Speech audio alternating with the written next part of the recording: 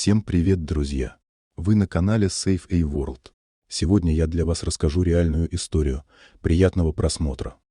На протяжении всей зимы Кэролин неоднократно сообщала своим близким о странных звуках храпа, которые доносились из подвала их дома. Никто кроме нее не слышал эти звуки, и со временем она даже начала подозревать, что это просто плод ее воображения.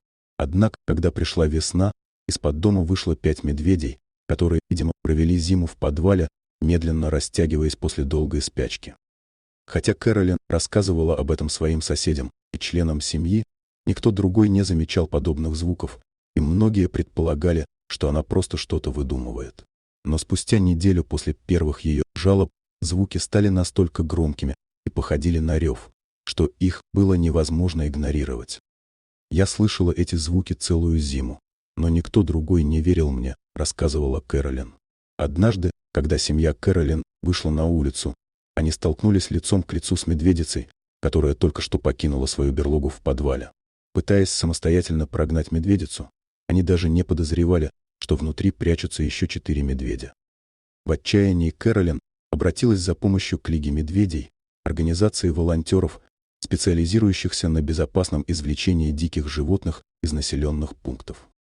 Специалисты быстро прибыли на место и оценили ситуацию, узнав, что медведица ранее устроила в подвале берлогу, где она родила 3 медвежат и усыновила еще одного. Подвал оказался идеальным укрытием для зимовки. Когда медведи в конце концов вышли на свет, это стало настоящим зрелищем. Они мирно грелись на солнце, казалось, неспокойно обсуждали свои будущие планы на лето. По окончании зимы медведи спокойно ушли в лес и продолжили свою жизнь, как это обычно и происходит.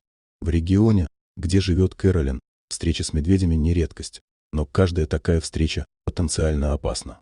Поэтому местные власти настоятельно рекомендуют всем жителям соблюдать предосторожности и строго следовать правилам безопасного поведения при встрече с дикими животными. Дорогие друзья, если вам понравилось видео, поставьте лайк, а также подписывайтесь на канал, где наши авторские истории выходят каждый день.